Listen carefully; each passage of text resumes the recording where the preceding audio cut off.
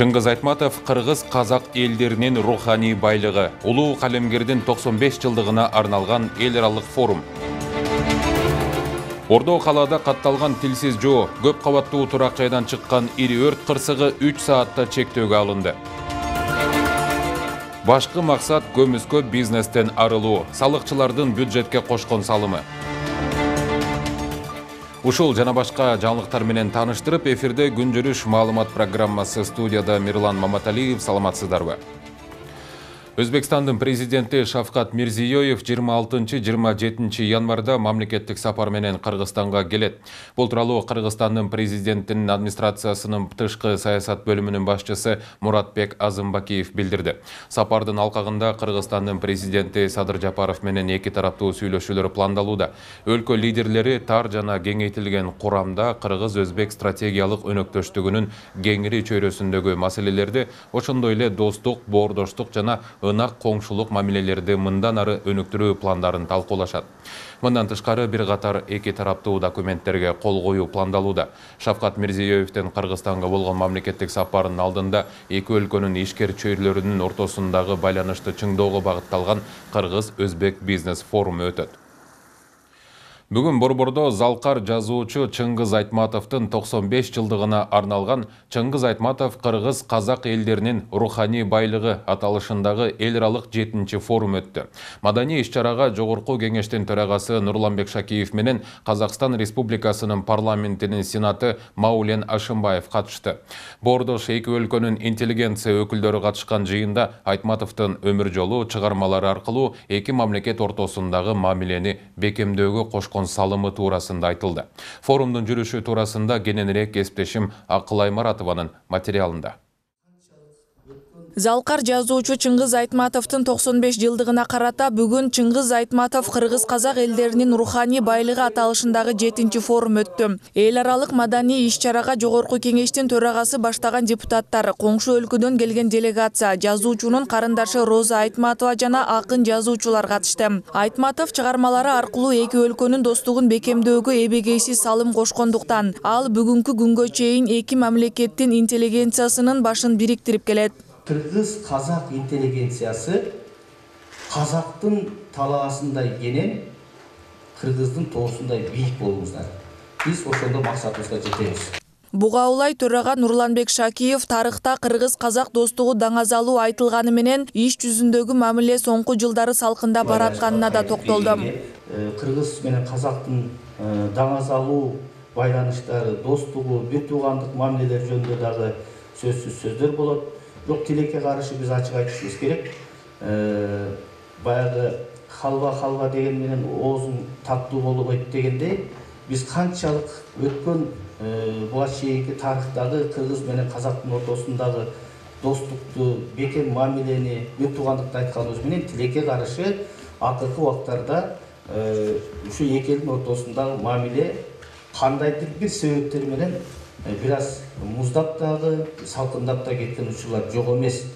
Айрыкча соода сатык маселесинде, жүк ташуу маселесинде кече биз төрага менен да сүйлөштүк. Маулен мырза менен бир топ оңдой турган, өнүктүрө турган, кемчиликтерди толуктай турган жагдайлар жок эмес. Андыктан чыныгы элдин достугу Айтматов менен Ауызовдун мамилесиндей бекем болуш үчүн мамлекеттик деңгээлде иш алып баруу маанилүү экенин кошумчалады. Казакстан Республикасынын Сенатынын төрагасы Маулен Ашымбаев Айтматовдун чыгармаларын окуп чоңойгонун айтып, чыгармалары адамзаттын чыныгы баалуулуктарын жайылтууга зор салым кошконун белгиледи. Буга улай Казакстандын президентинин жарлыгы менен ыйгарылган мамлекеттик сыйлыктарды тапшырды.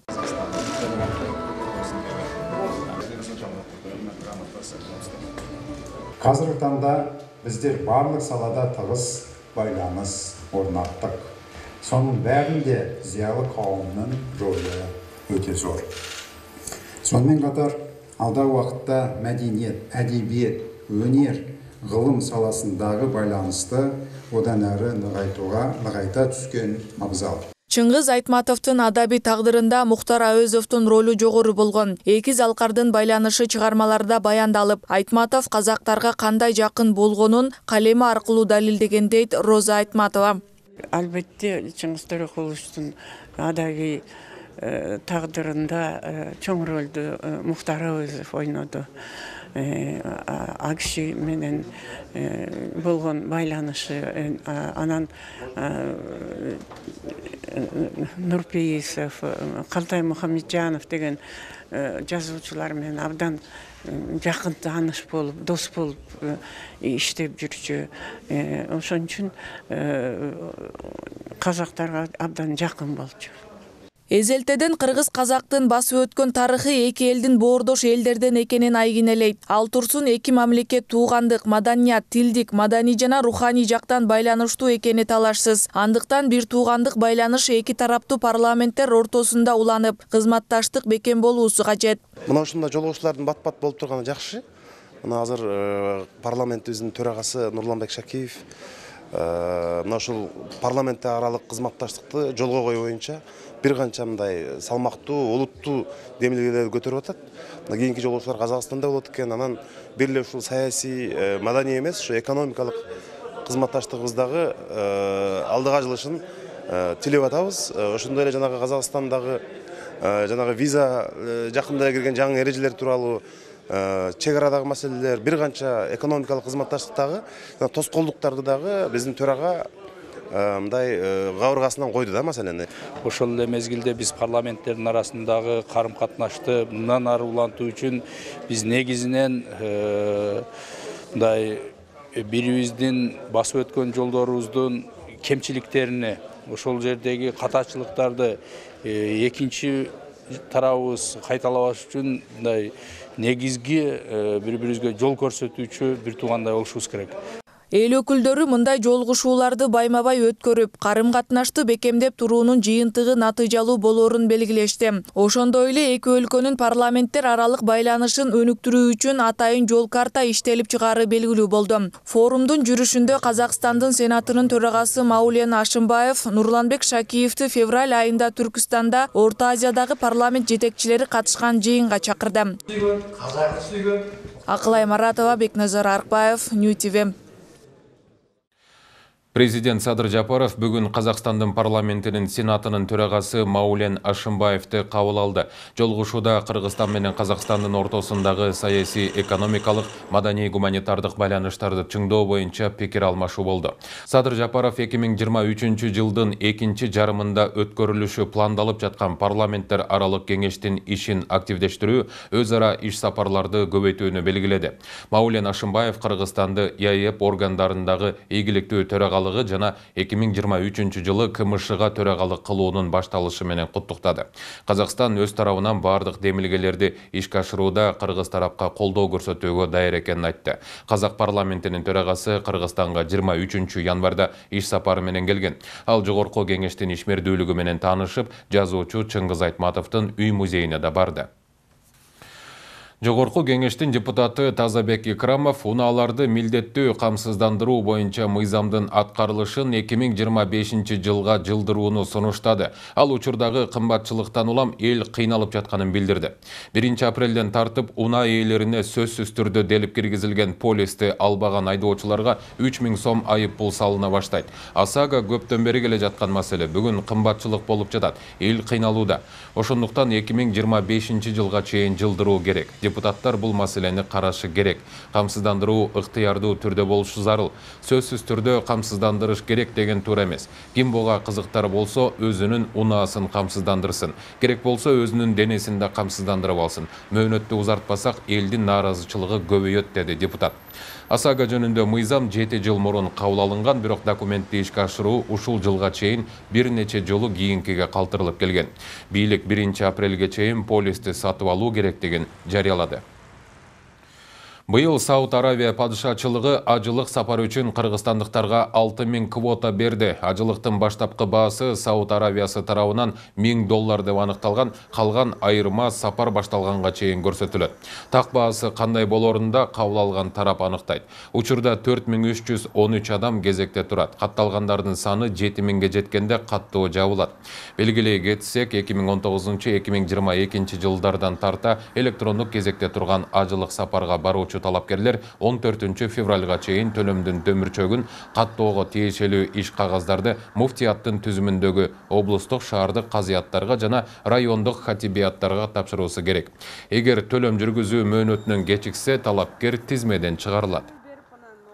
Пандемиядан кийин 2020 жылдан бери 6000 адам кезекте калганда. Былтыр бизге 2766 квота берилип, 2766 адам барып келди.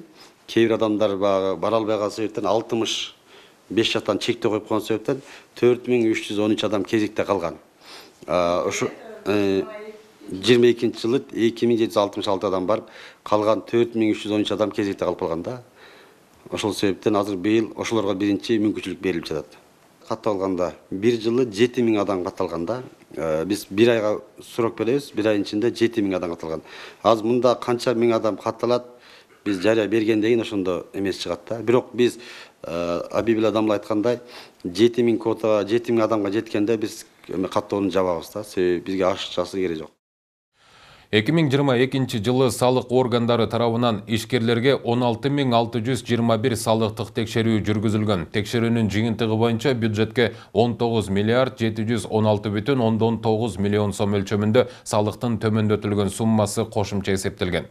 Мындан тышкары өткөн жылы республиканын салык органдары тарабынан тиешелүү чараларды көрүү үчүн укук коргоо органдарына жалпы кошуп эсептелген 4,1 миллиард сом суммасында салыктык текшерүүлөрдүн 34 материалы жөнөтүлгөн. Ошондой эле укук коргоо органдарынан ишкерлер тарабынан салыктарды жашыруу бөлүгүндө түшкөн маалыматтарга талдоо жүргүзүлүүдө. Мамлекеттик салык кызматынын 2023 жылга карата планы туурасында кийинки материалда.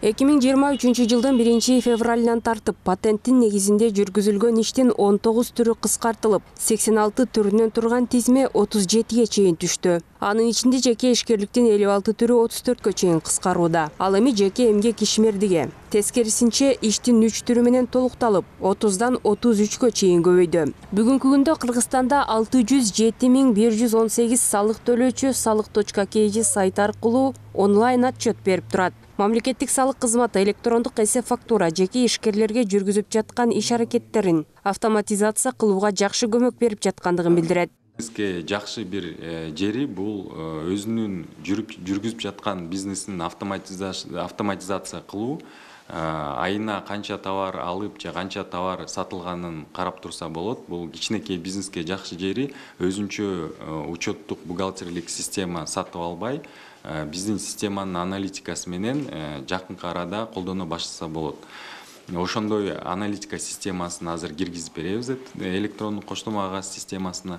Андан тышкары алып аткан товары бул мыйзам түрүндө өндүрүлгөн же мыйзам түрүндө биздин Кыргызстанга алып келгенин билсе болот. Бизнести көмүскөдөн чыгаруу максатында иштеп жаткан кассалык машиналарды колдонгон ишкерлердин саны өткөн жылы дээрлик 3 эсе өскөн. Бүгүнкү күндө мындай аппараттарды 65.422 чарба жүргүзүүчү субъект колдонот. Ошону менен бирге контролдук кассалык машиналардын көбөйүшүнө чек талап кылып байге утубал кызыктыруучу лотереясы таасир эткен. Анын жүрүшүндө жарандар товарларды сатып алууда кассалык чектерди активдүү талап кыла баштаган. Ишкерлерге жеңилдик ошо жанагы каралган мисалы айтып кеткен эле бирликтүү салыкты алсак, азыркы учурда мисалы жана товар жүгүртүүсү 30 миллионго чейин болуп атпайбы? Ошол порог алым салынып атат да. Ушул учурдан баштап ушу жаңы долбоор өтүп кетсе, мисалы деген жанагы орто бизнес болобу же чакан бизнес болобу, алар деген ошо порогду карабай иштей берсе болот да, коркпой элечи, качан өтүп кетем депчи. Ошого мындай ыңгайлуу шарттар түзүлүп атат да. Быйылкы жылы салык кызматы 248 миллиард сом салык чогултууну пландоодо. Ошол эле учурда салыктан 196 миллиард сом, камсыздандыруу төгүмдөрүнөн 51 миллиард сом чогултуу пландалууда. Мамлекеттик салык кызматынын башчысы Алтынбек Абдуапов билдиргендей, негизги басым бизнести көмүскөдөн чыгарууга бурулат. Мамлекеттик кызматтын алдында коюлган пландар боюнча айта кетсек, бул 248 миллиард 2023 жылга коюлду. Бунун салык боюнча 196 миллиард, 51 миллиард соцфонд боюнча. Ошондой эле бунун бардыгын биз фискалдаштыруу жана көмүскөдөн чыгаруу максатында ошонун жыйынтыгында чыгарабыз деп ойлоп атабыз. Маалым болгондой, бүгүнкү күндө ар кандай уюмдардын салык жана камсыздандыруу боюнча мамлекетке карызы 39,9 миллиард сомду түзөт. Анын ичинен 2,2 миллиард сому өнбөй турган карыз болуп саналат. Бул эскирүү мөөнөтүнүн бүтүшү, сот тарабынан карызкордун кудуретсиздигин таануу жана башка себептерден улам карызды өндүрүү мүмкүн болбой турганын билдирет. Тазагүл Эмилбекова, Тынчтык Гүлбаев, New TV.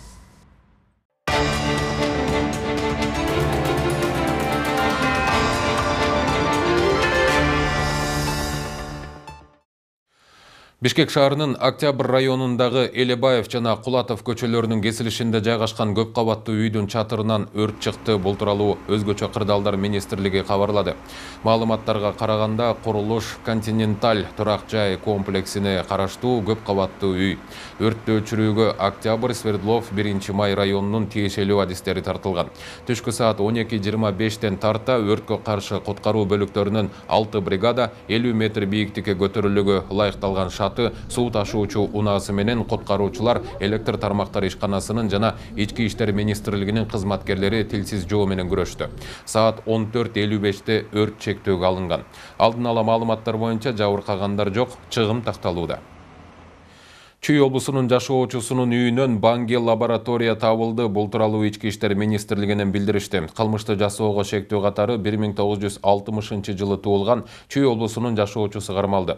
Тинтөө жүргүзүү учурунда жарандын үйүнөн 6 даана 3 литрлик, 3 даана 1 литрлик, 1 даана жарым литрлик банкада жана 3 даана баштыкта салынган кургатылган кочкул жашыл түстөгү кара куурайдай өзгөчө жыты бар зат табылган.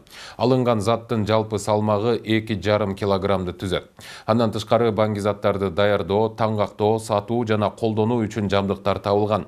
Алар электрондук тараза, кайчы, 100 мг көлөмүндөгү 12 бөтөлкөдөгү спирт, 3 даана скотч, банги затты колдонуу үчүн бульбулятор, баштыкта салынган арынын мому, медициналык скальпель.